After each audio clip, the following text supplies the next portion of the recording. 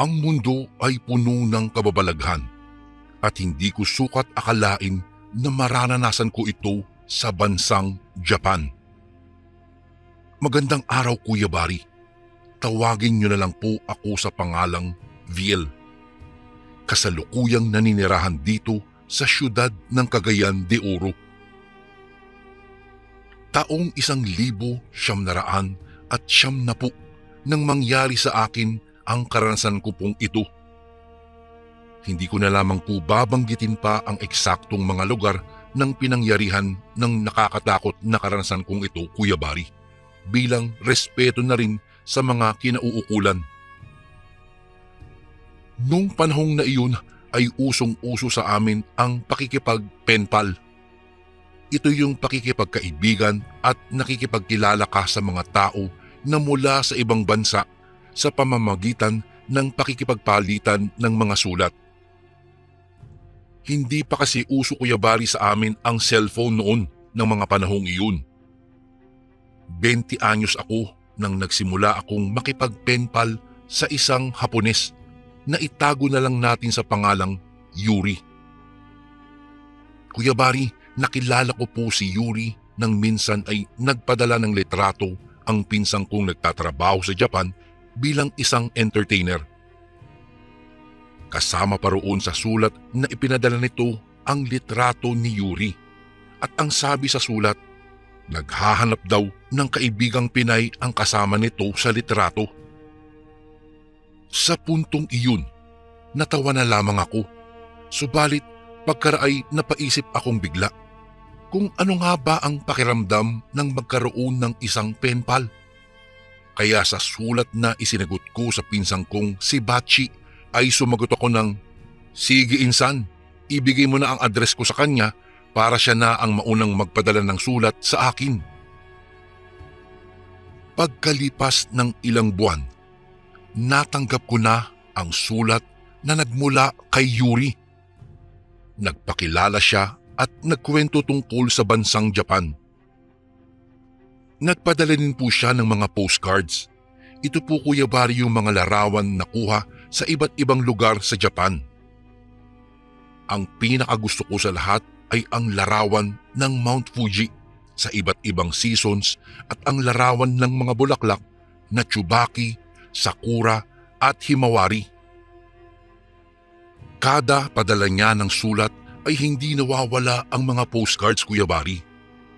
Hanggang sa tinuruan niya na rin ako sa wika nila.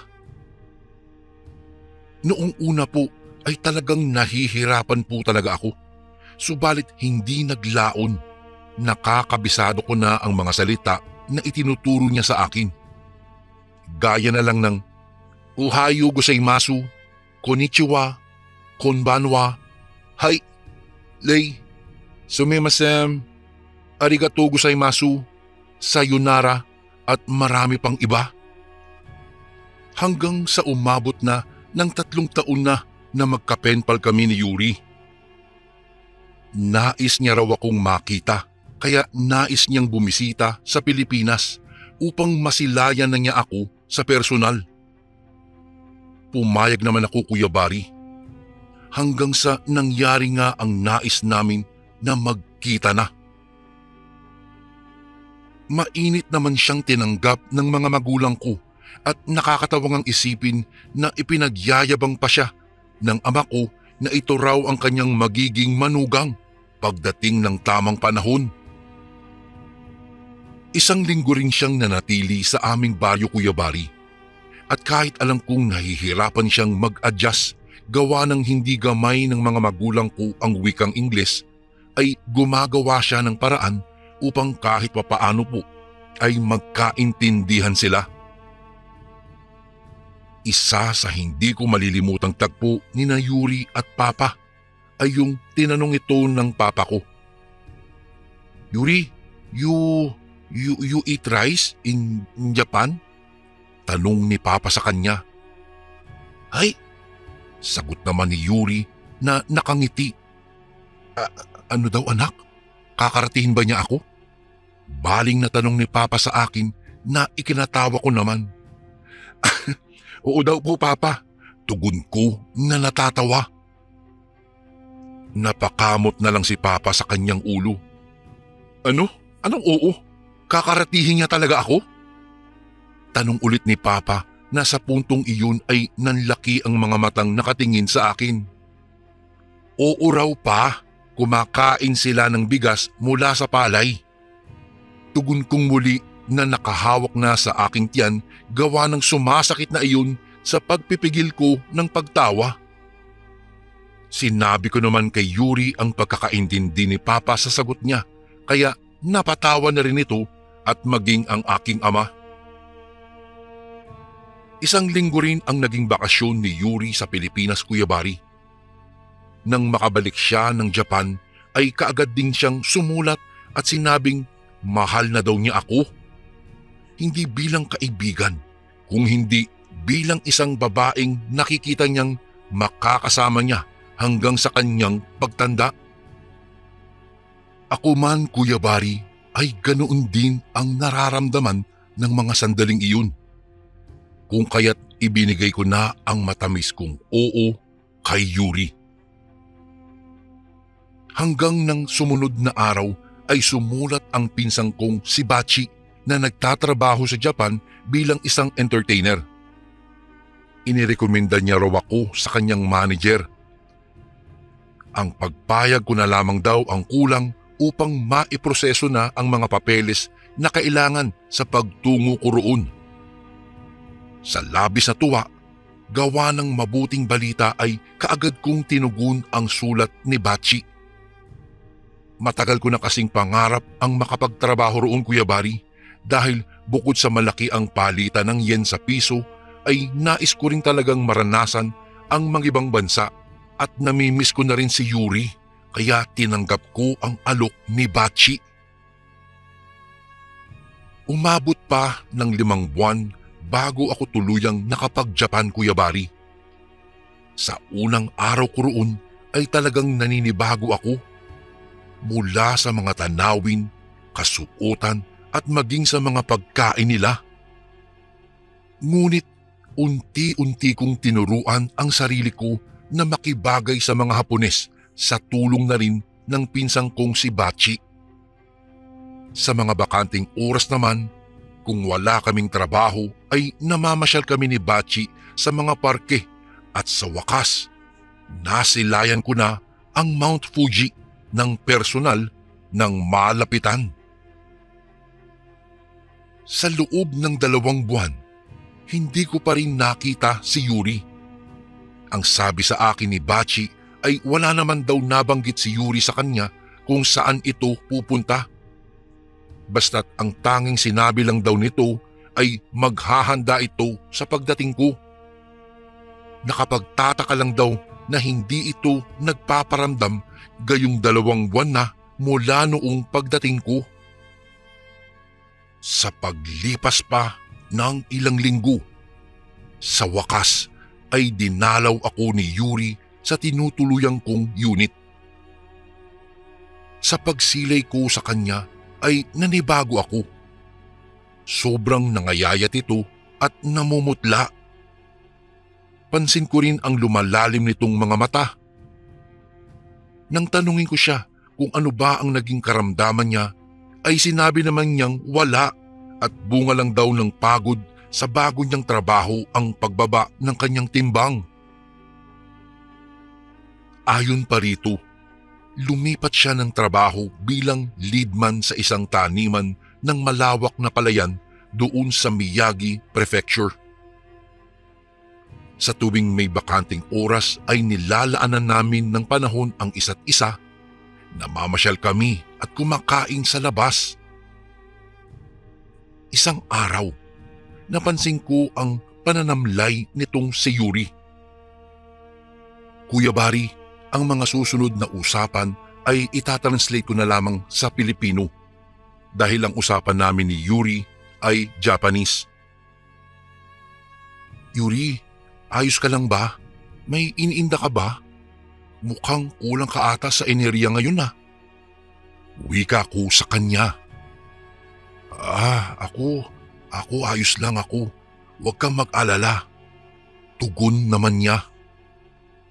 Nang araw na iyon ay day off ko, Kuya Bari, kaya naisipan kong bisitahin siya sa kanyang pinagtatrabahuhan doon sa Miyagi Prefecture. Pansin ko na parang balisa siya sa mga sandaling iyon. Gulong-gulo ang kanyang mga buhok at parang uhaw na uhaw ito, gawa ng pabalik-balik itong kumukuha ng tubig na maiinom. At palagi niyang kinakamot ang kanyang liig doon banda sa kanyang lalamunan na para bang may kumapit doon na makating bagay. "Umuwi ka na muna, Biel.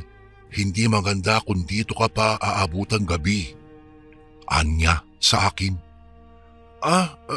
Bakit naman? Mahigit 6 na oras ang binyahe ko mula sa Yamanashi Prefecture patungo rito sa Miyagi Prefecture para lang magkasama tayo, tapos pauwi mo kaagad ako.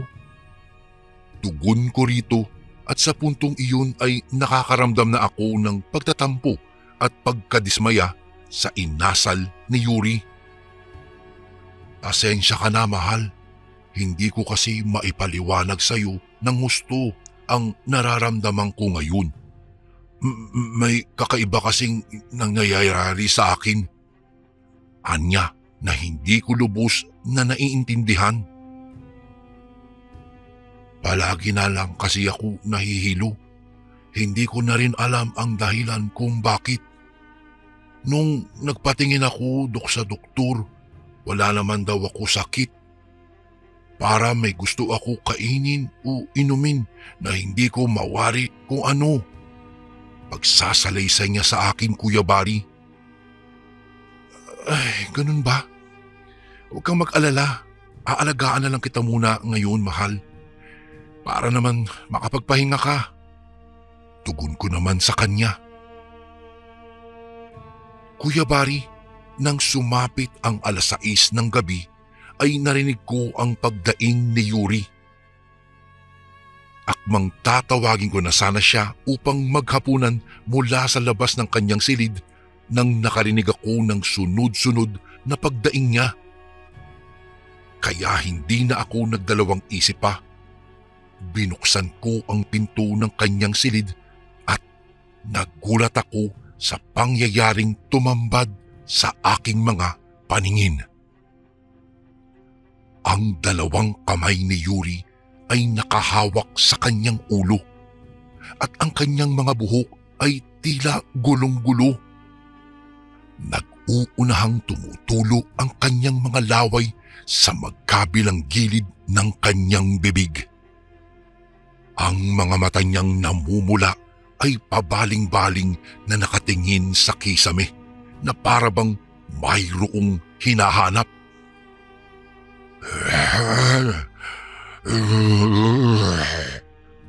Angil ni Yuri.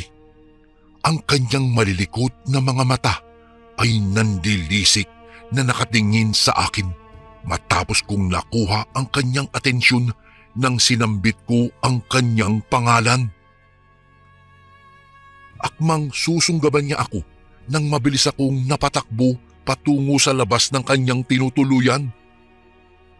Sa puntong iyon, magkahalong takot at pag-aalala ang nararamdaman ko, Kuya Bari.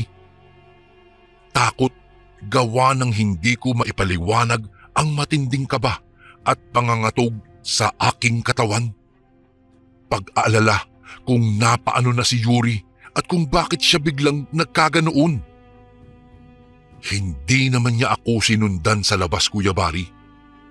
Sa labis na pag-aalala ay napagpasyahan kong sumilip sa bintana upang makita ang ginagawa ni Yuri sa loob.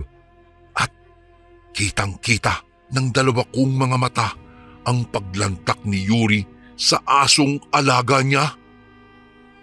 Napatakip ako ng bibig, Kuya Bari. Hindi ako makapaniwalang isang halimaw pala si Yuri.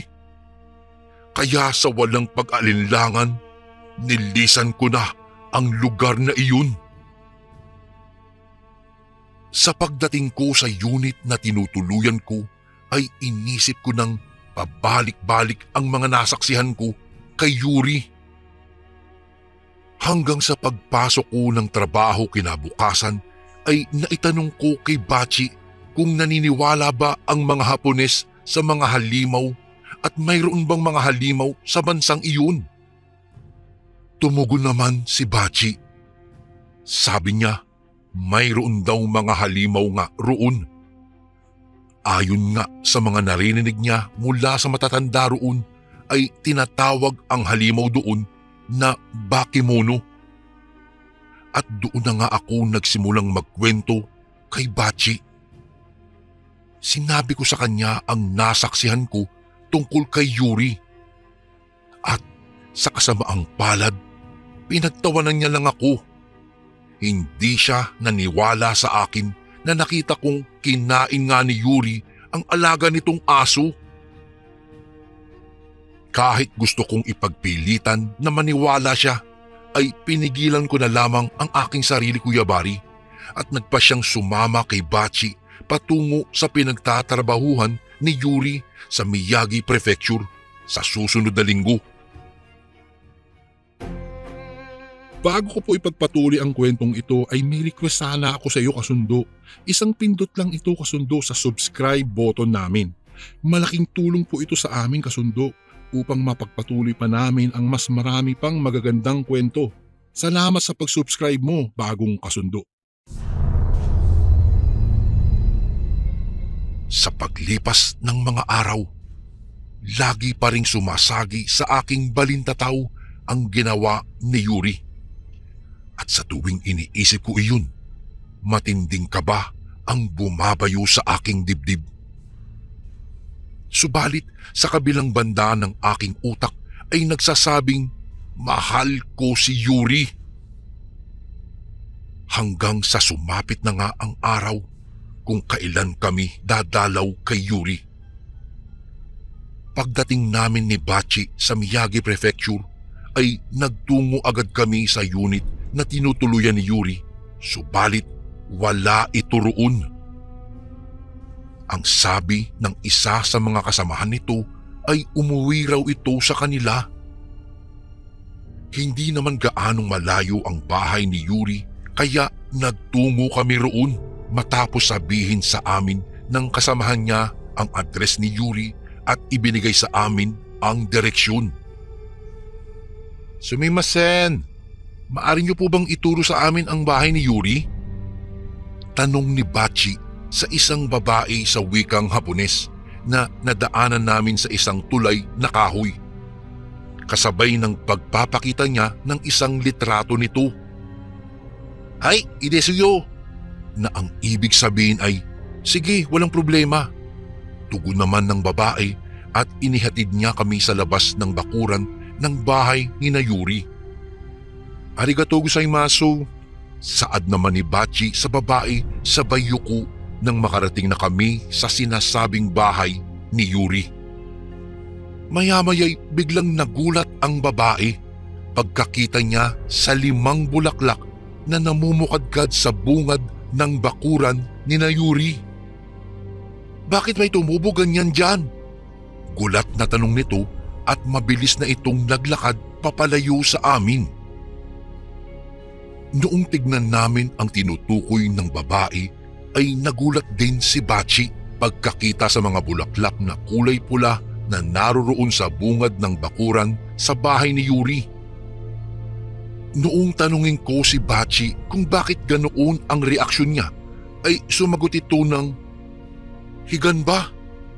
Ayon sa mga matatanda rito, na ang bulaklak na ito ay sumisimbolo ng kamatayan. Ano, kamatayan? Marami din palang paniniwala rito, insan. Ang wala sa loob kong tanong kay Bachi.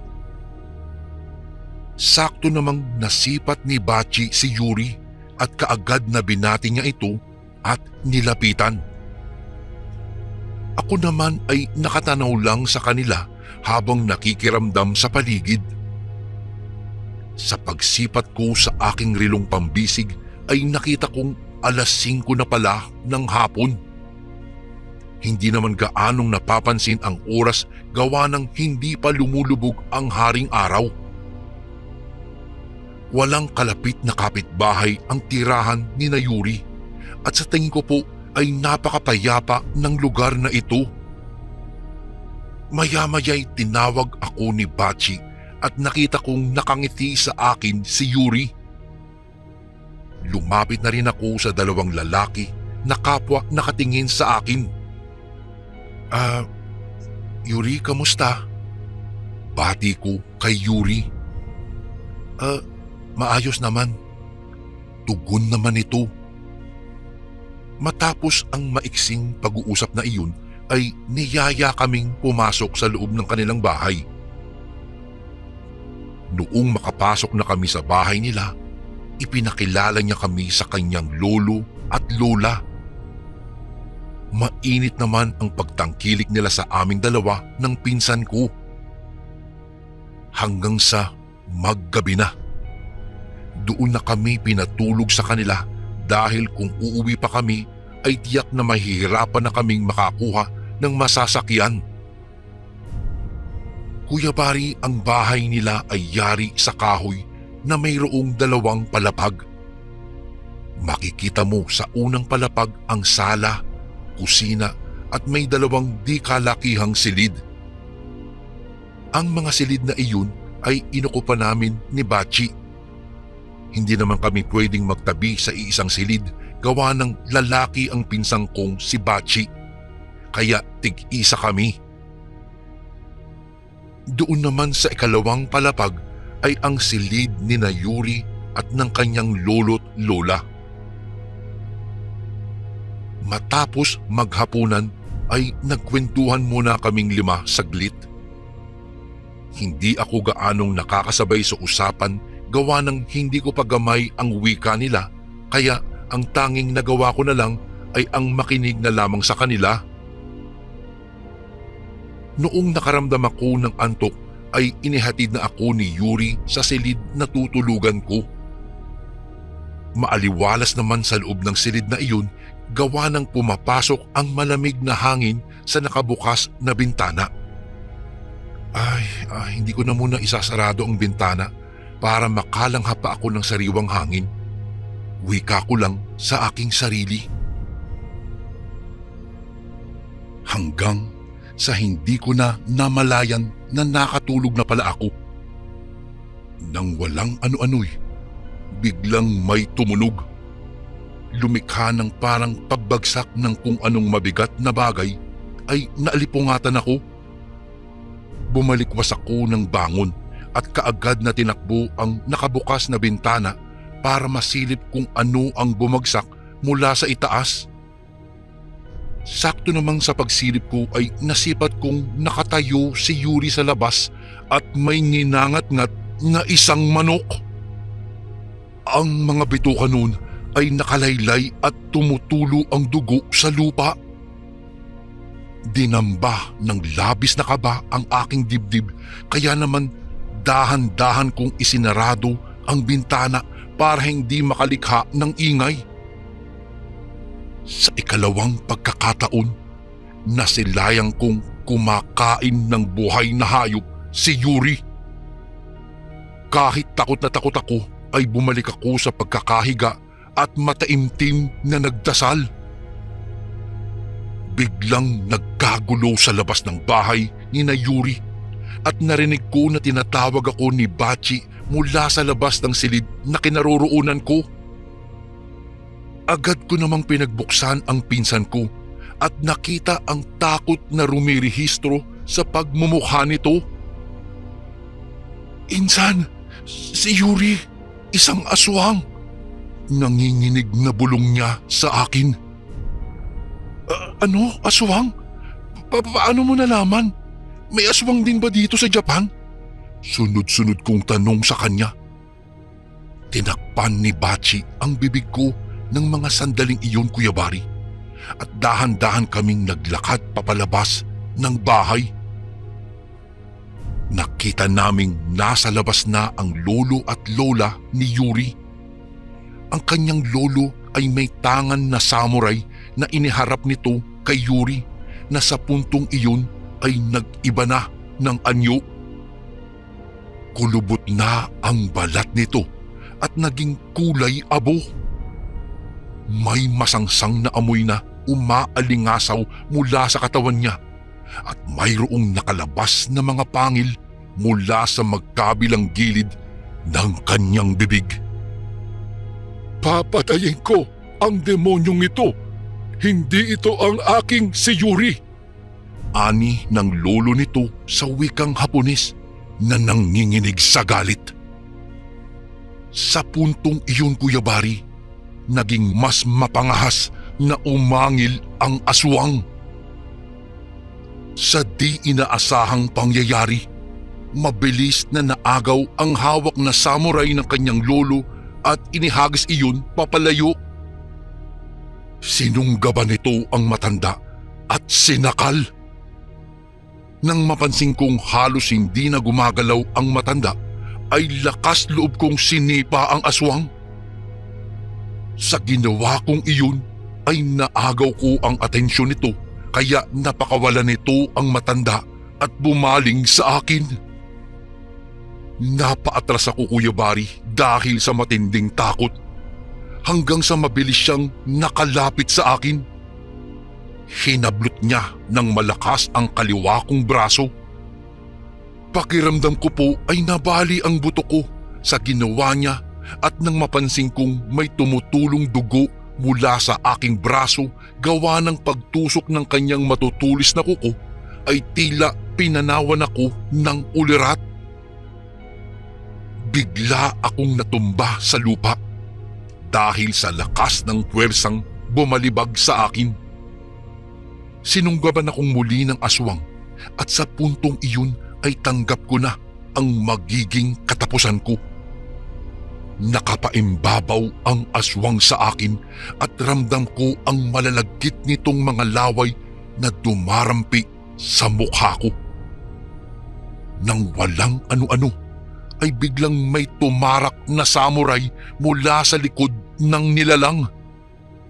Sumargo ang dugo nito sa kanyang dibdib at bumulwak sa kanyang bibig. Mapuwersa siyang pinatihiyaya ng kanyang lolo matapos bunutin ang samurai na itinarak nito sa likod ng aswang na si Yuri. "Lolo, hindi ko na kaya ang maging ganito. Pakiusap, patayin mo na ako." Pautal-utal na wika ni Yuri habang matamang nakatitig sa mga mata ng kanyang lolo. Hirap na ako. Ayoko lang mabuhay sa ganito." Dagdag pa nito. Kahit nanginginig, ay pinagbigyan ng matanda ang hiling ng kanyang apo. At sa pangalawang pagkakataon, itinarak niyang muli ang samurai sa katawan ni Yuri. Wala akong ibang nagawa sa puntong iyon kung hindi ang umiyak. Noong tignan ko si Bachi, ay sapu-sapu nito ang lola ni Yuri na sa tingin ko ay nawalan ng malay. Lumapit sa akin ang lolo ni Yuri at sabi niya tapos na raw ang paghihirap ng kanyang apo habang luhaan na nakatunghay dito. Noong magkamalay ang lola ni Yuri, ay tanging pag-iyak na lamang niya ang pumainlang sa ere. Matapos magbuhos ng paghihinagpis na pag-iyak, ay sinunog nila ang bangkay ng kanilang mahal na apo. Sa loob ng kanilang tirahan ay inilahad ng dalawang matanda na sa unang araw pa lang ng pag-uwi roon ni Yuri ay pansin na nila ang kakaibang aura nito. At sa pagsapit ng gabi, makailang beses na nilang nahuhuli ang kanilang apo na lumalabas ito doon sa may bintana ng silid nito. Sinubaybayan nila ang gawin ni Yuri at makailang beses na nilang nakita ang pagkain nito ng mga alaga nilang manok. Hanggang sa dumating kami ay naikwento nila kay Bachi ang ginawa ng kanilang apo. At doon nga nila nalaman na may sumpang nakapaloob sa katawan ni Yuri. Ipinaintindi sa kanila ni Bachi ang lahat ng nalalaman nito tungkol sa mga aswang. Nang makauwi na kami sa unit namin ay naitanong ko kay Bachi kung bakit alam niyang aswang itong si Yuri. Ayon pa rito, nabanggit daw ni Yuri sa kanya na minsan daw ay may isang Pinoy na paulit-ulit na hinihipan ang ulo nito. At sa tuwing ginagawa ito ng Pinoy ay tila ba may bumubulong kay Yuri na maghanap ng makakain. Nakasalamuhan niya raw ang turistang Pinoy noong nagpunta ito sa Mount Fuji at nakiusap daw ang Pinoy dito na kung maaari ay kuhaan niya ito ng litrato. Tinanong ko pa nga kung kilala ba niya ang Pinoy na iyon, ngunit ang sabi niya ay hindi. Alam niyang Pinoy ito dahil wikang Filipino raw ang gamit nitong salita kasabay ng pag-ihip nito sa kanyang ulo. Tinanong ko pa nga kung kilala ba niya ang Pinoy na iyon, ngunit ang sabi niya hindi. Alam niyang Pinoy ito dahil wikang Pilipino daw ang gamit nitong salita kasabay ng pag-ihip nito sa kanyang ulo. Kaya noong sinabi mong nakita mo siyang naglalaway at kumakain ng aso, ay naisip kong nayanggaw siya ng isang aswang. Hindi ko na lamang sinabi sa iyo dahil baka lalo kang matakot. Kaya yun nga, upang mapatunayan ko lang ay niyaya kita na puntahan siya at hindi nga ako nagkamali.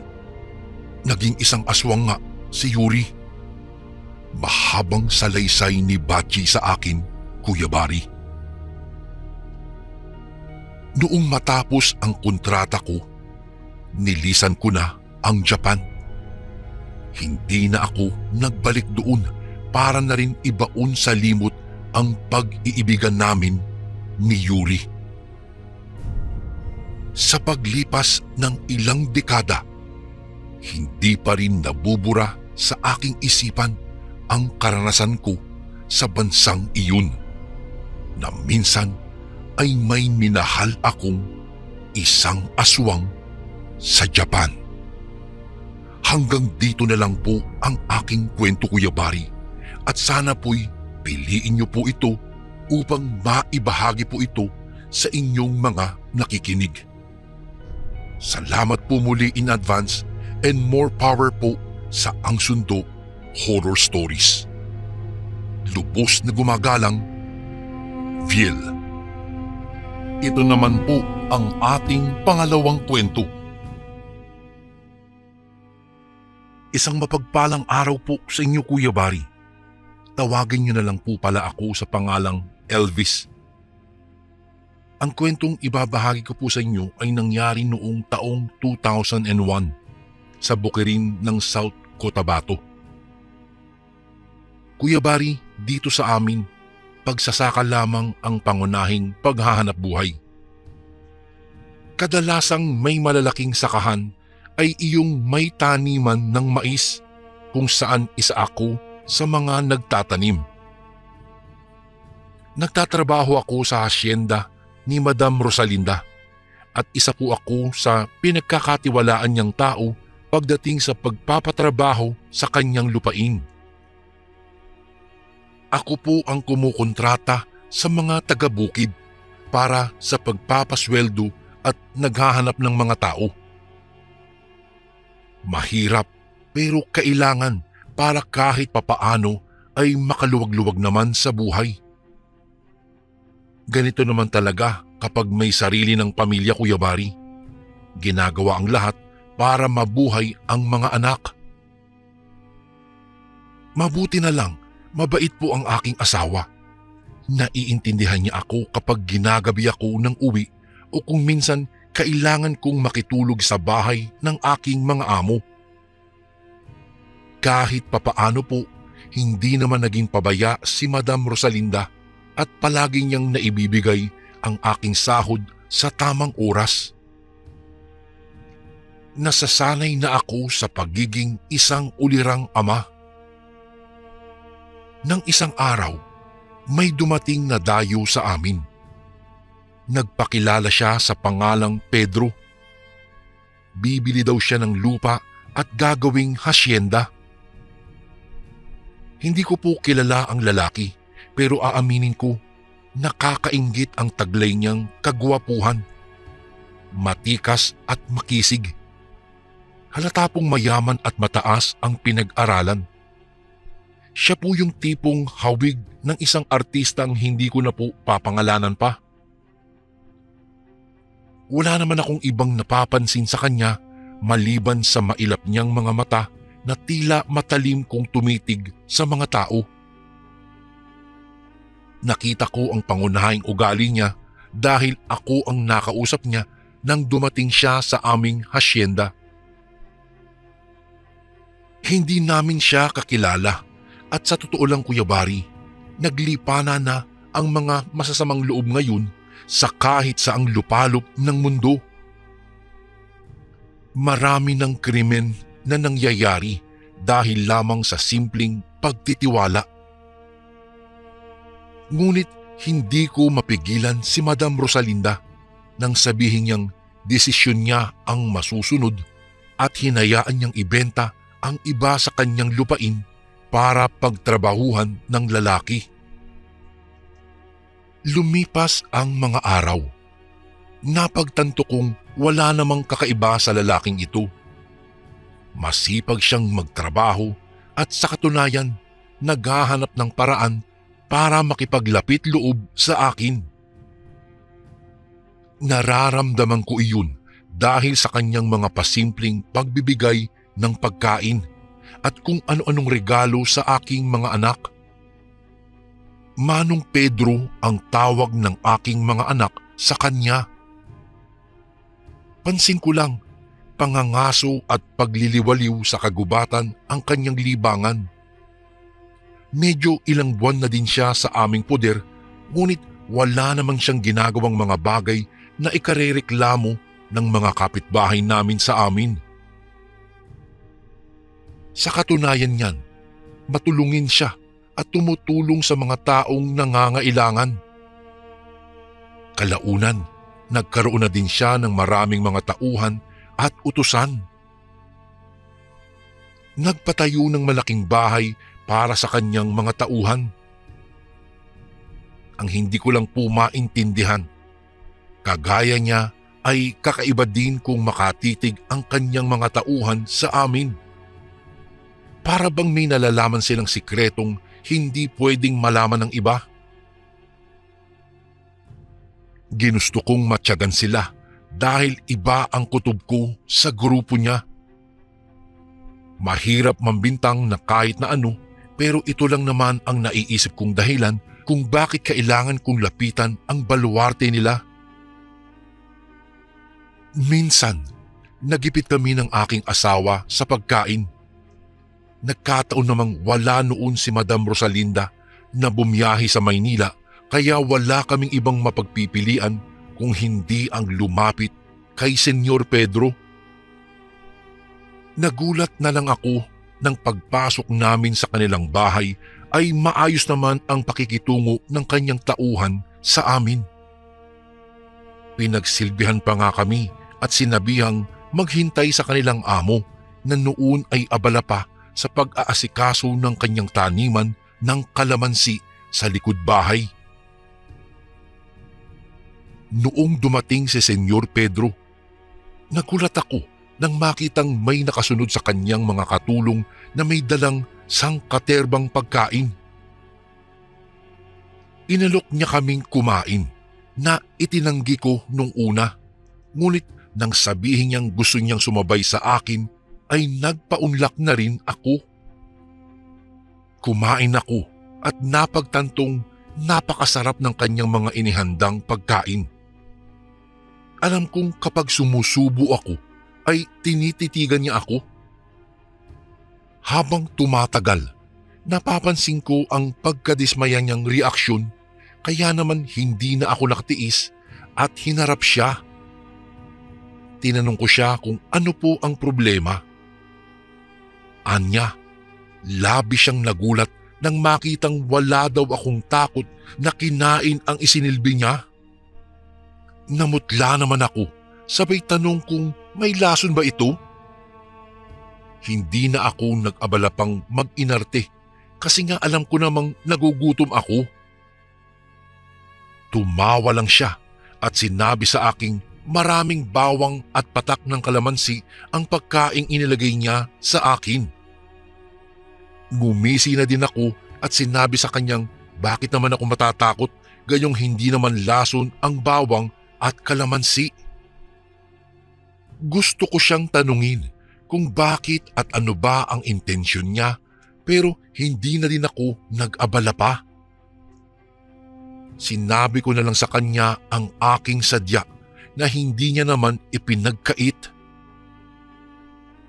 Pagkatapos, nagpaalam na ako para asikasuhin naman ang kailangan namin sa bahay. Kinabukasan, nagtaka ako nang maging maaga kong panauhin si Senyor Pedro. Sabi niya, bibigyan niya daw ako ng malaking halaga kung kapalit ng bagay na ipinagkakasundo niya sa akin. Napakunot noo ako at nagtanong sa kanya. Ang paliwanag niya, may isang napakahalagang bagay sa bahay ni na Madam Rosalinda na kailangan kong kunin nang walang nakakaalam daw. Kinabahan ako at kaagad na tumanggi sa sinabi niya. Inisplika ko sa kanya na hindi naman ako magnanakaw ng kahit na ano.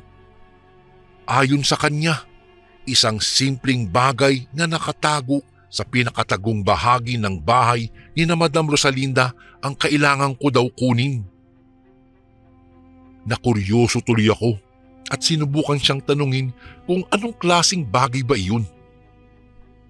Kapag napatunayan kong may kinalaman sa kayamanan ng aking amo ang kukunin ko, ay hindi ako makikipagsundo sa kanya.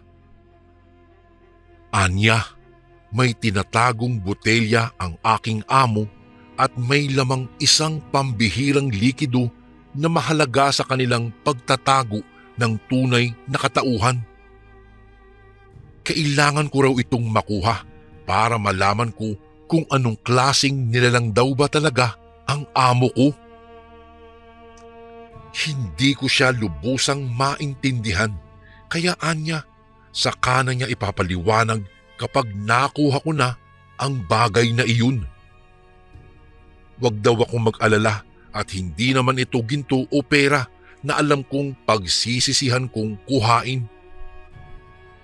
Hindi na ako nagreklamo pa, Kuya Bari, at tinandaan ang bagay na sinabi niya.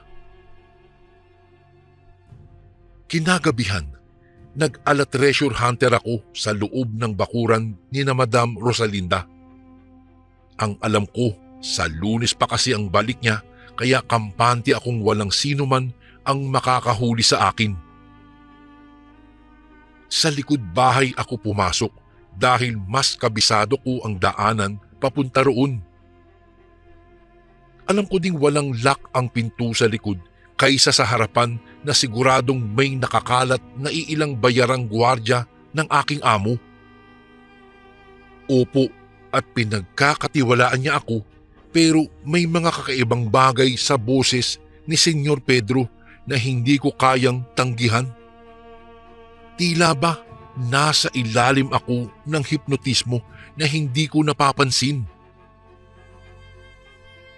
Kabadong humakbang ako papasok sa loob ng likod bahay matapos kong itulak ng bahagya ang pinto.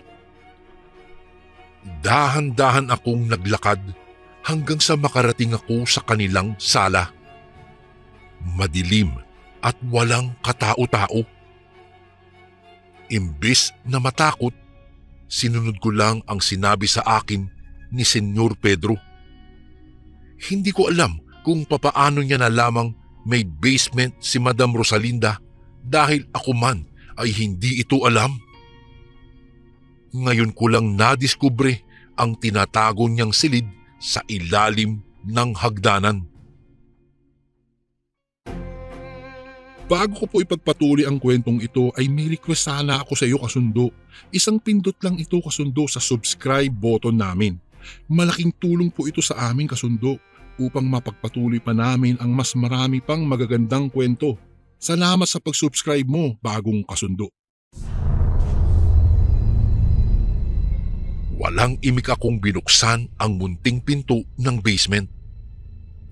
Napatakip ako ng aking ilong nang sumingaw ang amoy masangsang sa loob ng silid. Patiyad akong pumasok sa loob at sinuyod ang paligid. Bigla akong natakot nang mapansing napakarami palang malalaking buto sa aking paanan na kaagad kong tinapatan ng ilaw mula sa aking daladalang flashlight. Kumpirmado, mga buto ito ng tao. Sinasal ng kaba ang aking dibdib at hindi kaagad nakagalaw. Lumipad ang aking isipan sa mga panahong kakakilala ko lang kay Madam Rosalinda. Masyadong misteryosa noon ang babae. Hindi namin halos makausap ito. Nagsimula lang siyang maging malapit sa kanyang kapwa nang minsang tulungan namin siya mula sa pagkakahulog sa bangin. Sa pagkakaalam ko, Kuya Bari, hinahabol siya ng isang mangangaso noon. Hindi naman niya sinabi kung kilala ba niya ang taong iyon. Mabuti na lang na iligtas namin siya. Dito na kami nagkalapit at naging isa na ako sa pinagkakatiwalaan niyang tauhan. Hindi ko naman ugaling makialam sa personal niyang buhay, ngunit ngayong natuklasan ko ang tungkol sa basement ay nag-iba na ang tingin ko kay Madam. Hindi siya isang normal na tao. Siya ay isang aswang. Kaya pala madalas siyang umalis tuwing gabi. Hindi totoo ang sinasabi niyang may kailangan lang siyang puntahan sa bayan. Siya ay nambibiktima sa baryo ng mga nagliliwaliw na tao at nambibiktima para sa ikabubusog ng kanyang tiyan. Nanginginig na napaatras ako nang makarinig ako ng mahinang pagkalabog. Sinagilahan ako ng takot nang mapagtantong dumating na si Madam at mukhang galit na galit ito. Nagdadabog siya sa mga katulong niyang basta na lang nagising mula sa mahimbing na pagkakatulog. Mukhang sila din ay hindi nakapaghanda sa pag-uwi ni Madam. Imbis na sa kanyang kwarto, sa basement dumiretso si Madam at nagulat pa nang mapansing nakaawang ang pinto.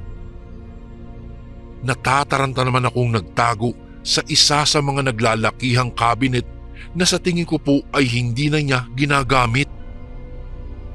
Pinakapipigil ko ang aking sarili na lumikha ng ingay sa takot na mahuli niya ako. Kasing lakas ng dagundong ng kaba sa aking dibdib ang kanyang mabibigat na yabag nang makapasok siya sa silid. Tila ba sinisigurong walang sino man ang napagawi sa lugar na iyon at nakialam sa mga gamit niyang nakatambak sa loob. Ilang minuto lang ang itinagal niya nang matahimik siya, kaya buong akala ko talagang nakalabas na siya ng kwarto.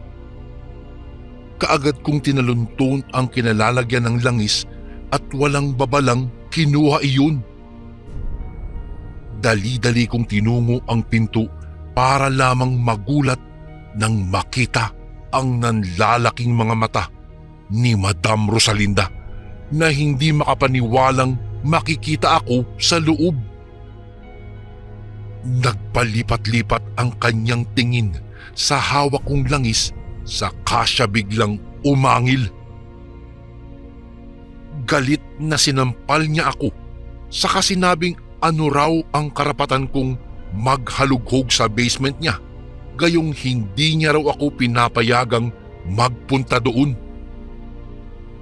Wala akong naisagot, Kuya Bari, kaya napayuko lang ako, hindi para mapahiya sa aking ginawa, kung hindi bilang paghahanda sa pagbangga ko sa kanya.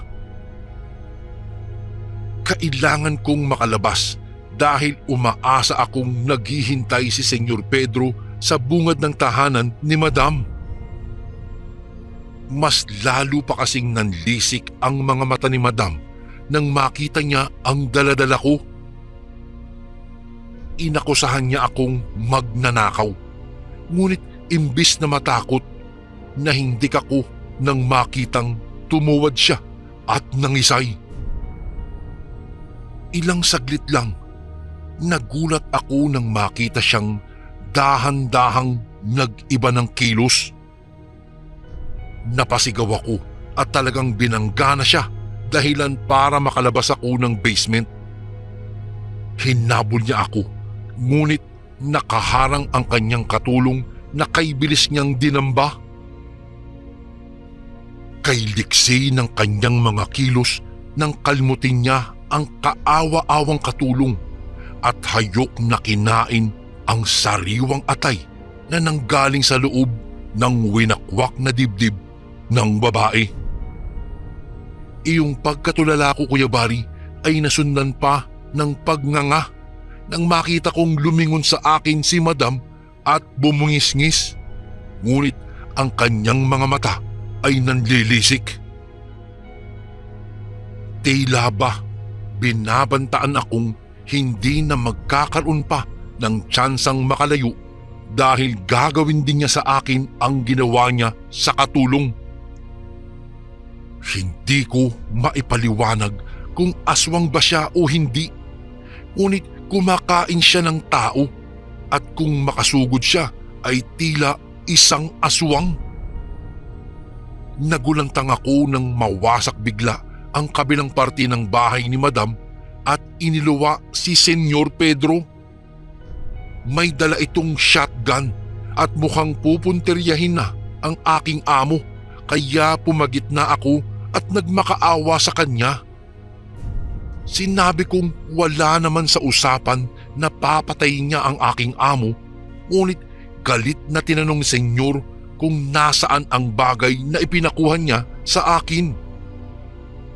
Nanginginig na iniabot ko sa kanya ang botelyang may lamang langis.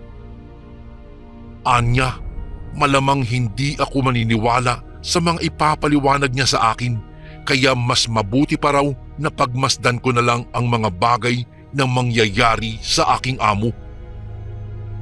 Kinuha niya ang takip ng botelya. Sa kanya inilabas ang isang kalamansi. Gayon na lang ang aking pagtataka nang patakan niya ng ilang beses ang botelya ng langis dahilan para magsisigaw ang aking amo. Iyong ungol at atungal niya ay tila ba nasasaktan, kaya nagtatakang napalingon ako kay Madam Rosalinda. Gayon na lang ang aking pagkasindak nang makita ang kahindik-hindik na nangyari sa kanya.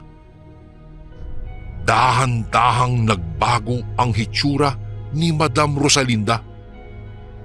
Mula sa isang maganda at kagalang-galang na babae, naging isang nakakatakot siyang halimaw. Ang kanyang mga mata ay biglang pumula at nanlisik. Pinarisa naman ito ng mahahabang kuko at magulong buhok. Nagkaroon din siya ng pangil at mahabang dila na kagaya sa palaka. Napasigaw ako, Kuya Bari, nang sumigaw din siya sa labis na sakit. Pansin ko, bawat patak ng kalamansi na inilalagay ni Senyor Pedro sa kanyang langis ay siya ang nasasaktan sa hindi ko malamang dahilan. Tinitigan kong mabuti ang langis. May iilang maliliit na bagay ang nakababad sa loob noon, kaya naguguluhang tinanong ko si Senyor Pedro kung ano ba ang mayroon at bakit kailangan naming patakan ng katas ng kalamansi ang nasabing botelya. Anya, nakapaloob sa langis ang iilan sa buhok, kuko at balat ni Rosalinda. Nilalagyan ito ng langis para manatiling bata ang kanyang katauhan. Lalabas lang ang tunay niyang katauhan kapag napatakan daw ng katas ng kalamansi ang botelyang pinagbababaran ng parte ng kanyang sarili.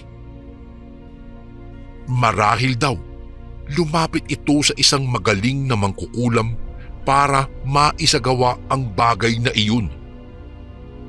Nilingon ko ang aking amo. Mas triple na yata ang panlilisik ng kanyang mga mata at hindi na niya magawang kumalma pa habang siya ay nagwawala. Hindi ko naman ikinampante ang aking sarili at talagang umatras ako nang tangkain niyang lumapit pa sa akin. Mukha siyang nasasaktan kahit hindi naman namin siya pisikal na hinahawakan. Tanging ang botelya lamang ang pinagdidiskitahan ni Senyor Pedro, kasabay ng pagpatak ng katas ng kalamansi ay ang pagpatak din ng kanyang mga luha. Planado raw ang pagpunta niya sa hasyenda ni Madam Rosalinda. Kailangan niyang maghiganti para daw sa kanyang pamilya. Dahil sa kasakiman ng pagiging aswang ng aking amo, ay nadali nito maging ang kanyang mga magulang. Siya pala ang lalaking mangangaso na humahabol noon kay Madam sa kagubatan na muntikan ng mahulog sa pangpang. Napaatras ako dahil hindi ko akalaing may sikreto palang tinatago sa amin ang aking amo. Ang buong akala ko po, matino siyang tao. Hindi ako nakapalag nang basta na lang niya akong sinugod at pinagkakalmot. Wala naman akong nagawa kung hindi ang subukang siyang pigilan sa pamamagitan ng paglaban at pakikipagtagisan din sa kanya ng lakas. Tinamaan niya ng kanyang matutulis na kuko ang aking mukha, samantalang nagawa naman siyang saksakin ni Senyor Pedro ng bronseng punyal. Saka palang natigil sa ginagawang pagsugod si Madam Rosalinda sa amin at napatitig sa kanyang duguang dibdib. Sa halip na mas lalong magalit, nagpasalamat pa siya sa amin. Pinalaya namin siya mula sa pagkakabilanggo sa ibang katauhan. Mabuti na lang daw kahit papaano makakapagpahinga na siya ng matiwasay. Ang tanging dasal lang niya, mapatawad siya ni Senyor Pedro. Tahasan niyang sinabi sa amin na kasalanan niya kung bakit nagdurusa ang lalaki. Pinatay niya kasi ang pamilya nito. Duguan siyang bumagsak at walang naging pagbabago sa kanyang hitsura. Ang sabi ni Senyor Pedro, iyon daw ang tunay na mukha ni Madam at wala na itong tsansang magbago pa. Siya ay tunay na may dugong aswang, kaya kahit ano pang gawin namin, mananatiling nakahihindig ang kanyang mukha na pinalitaw lamang ng patak ng isang kalamansi. Dito ko na po tatapusin ang aking kwento, Kuya Bari, at sana'y nagustuhan niyo at nakapulot ng aral ang lahat ng nakikinig ngayon. Lubos na gumagalang, Elvis. And again, maraming salamat po mga kasundo. Don't forget to subscribe and i-click nyo lang po yung bell na button para updated po kayo sa mga upcoming videos namin na paparating. Maraming salamat po ulit. God bless and ingat po lagi dyan. Ito po si Kuya Bari at ako ang Sundo.